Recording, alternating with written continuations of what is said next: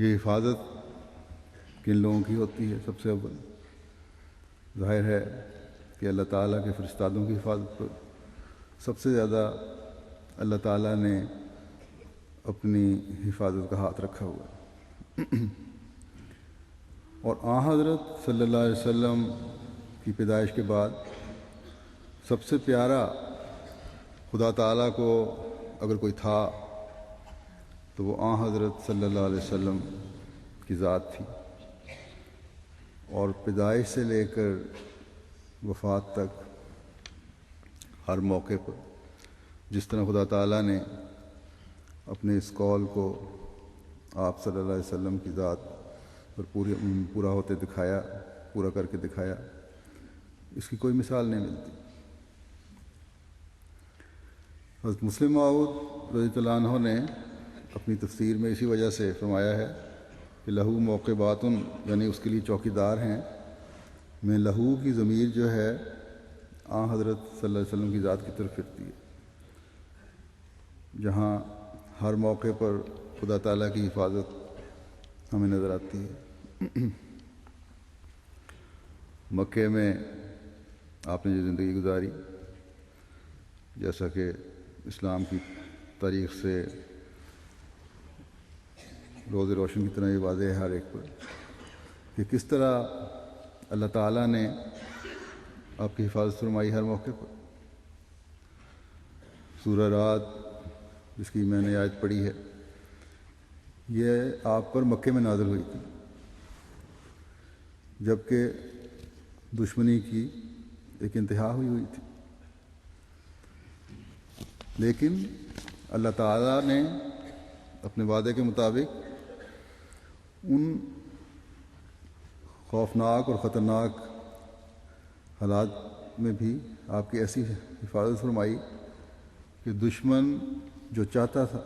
جس مقصد کو حاصل کرنا چاہتا تھا، اس میں کبھی کامیاب نہیں ہو سکا۔ پھر بدر کی جنگ میں ہم ظاہری و باطنی حفاظت کا شاندار نظارہ دیکھتے ہیں۔ پھر ایک روایت میں آتا ہے کہ عامر ابن طفیل ایک سردار تھا، اس نے حضرت صلی اللہ علیہ وسلم سے کہا، حاضر ہوا آپ کی خدمت میں، کہ اگر میں مسلمان ہو جاؤں تو کیا آپ کے بعد خلافت مجھے مل جائے گی؟ حضرت صلی اللہ علیہ وسلم نے فرمایا کہ اس شرط لگانے والے اور اس کی قوم کو کبھی بھی خلافت نہیں مل سکتی۔ اس پر وہ ناراض ہو گیا اور کہا کہ میں ایسے سوار لاؤں گا جو آپ کو نعوذ باللہ ایسا سبق دیں گے کہ آپ ہمیشہ یاد رکھیں گے۔ حضرت صلی اللہ علیہ وسلم نے فرمایا کہ خدا تعالیٰ تمہیں کبھی اس کی توفیق ہی نہیں دے گا۔ بہرحال وہ اپنے ساتھی کے ساتھ، ایک ساتھی کے ساتھ آیا تھا، غصے میں واپس لوٹا۔ راستے میں اس کے ساتھی نے اسے کہا کہ آؤ، ایک ترکیب میرے ذہن میں آئی ہے، ہم واپس چلتے ہیں اور محمد صلی اللہ علیہ وسلم کو میں باتوں میں لگاؤں گا اور تم تلوار کا وار کر کے کام تمام کر دینا۔ عامر کچھ تھوڑا محتاط بھی تھا، لگتا ہے اس سے عقل بھی زیادہ تھی اس کو۔ اس نے کہا کہ اس سے تو بہت بڑا خطرہ ہے، آپ صلی اللہ علیہ وسلم کے ساتھی ہمیں قتل کر دیں گے۔ اس کے بعد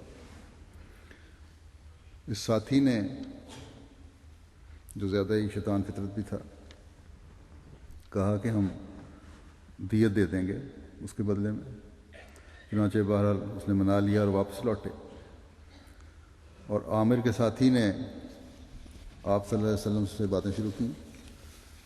اور عامر نے تلوار سونتی پیچھے کھڑے ہو کر،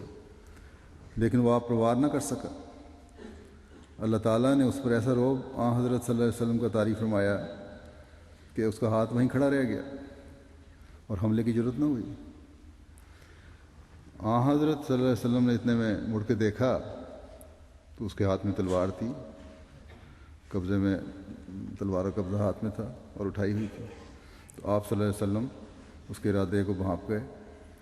اور پیچھے ہو گئے، ایک طرف ہو گئے۔ اس پر وہ دونوں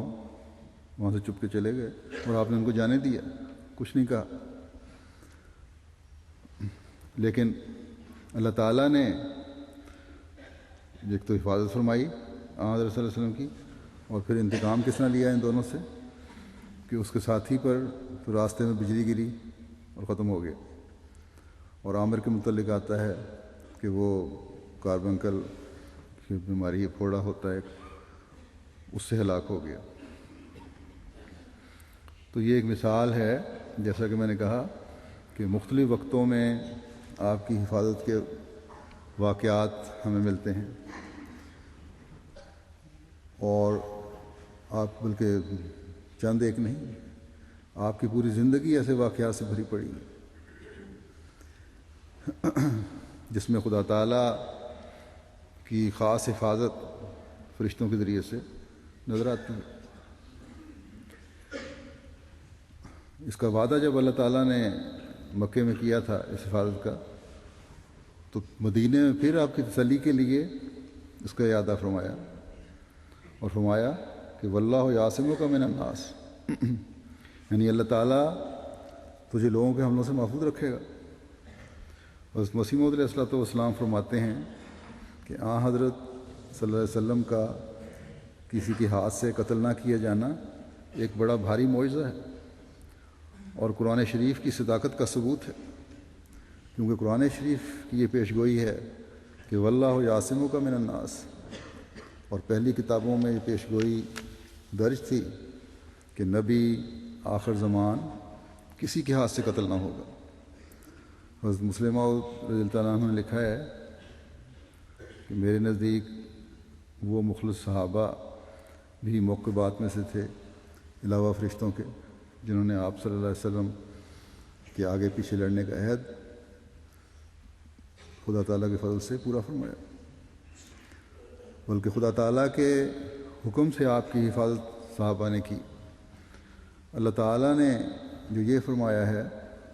کہ من امر اللہ، کہ اللہ تعالیٰ کے حکم سے حفاظت کرنے والے ہیں، ایک تو فرشتوں کے ذریعے اللہ تعالیٰ حفاظت فرماتا رہا، دوسرے اللہ تعالیٰ نے مومنین کے دلوں کو پابند کر دیا کہ وہ آپ صلی اللہ علیہ وسلم کی خاطر ہر قسم کی قربانی دینے کے لیے ہر وقت تیار رہیں، اور آپ کی حفاظت کے لیے ہر وقت حاضر رہیں۔ اس ایمان کی وجہ سے یہ قربانی دیں جو خدا تعالیٰ پر حضرت صلی اللہ علیہ وسلم کے ذریعے دلوں پر قائم ہوا ان صحابہ کے۔ کسی قومیت یا قبیلے کی وجہ سے آپ کا ساتھ نہیں دیا ان صحابہ نے، یا کسی دوستی اور کسی ضد کی وجہ سے ساتھ نہیں دیا۔ بعض دفعہ بعض ایسے ساتھی بن جاتے ہیں جو کسی کی مخالفت اس لیے کرتے ہیں کہ خود بھی اس کے مخالف ہوتے ہیں اور اس ضد میں ساتھ دے رہے ہوتے ہیں۔ آپ کے آگے اور پیچھے لڑنے کے لیے کسی ضد کی وجہ سے یہ لوگ تیار نہیں ہوئے تھے، یا کسی حکومت کے خوف کی وجہ سے مجبور نہیں تھے، بلکہ اس ایمان کی وجہ سے جو خدا تعالیٰ نے صحابہ کے دلوں میں پیدا کیا تھا، خدا تعالیٰ کی خوشنودی حاصل کرنے کے لیے آپ کی حفاظت کے لیے کھڑے ہوئے تھے۔ بس سب سے زیادہ تو حضرت صلی اللہ علیہ وسلم کی ذات کی حفاظت کے لیے ہی اللہ تعالیٰ نے انتظام فرمایا، لیکن ایک معنی اس کے یہ بھی ہیں کہ جو ہر انسان پر لاگو ہوتے ہیں، کیونکہ ہر انسان کی حفاظت کا بھی اللہ تعالیٰ نے انتظام فرمایا ہوا ہے۔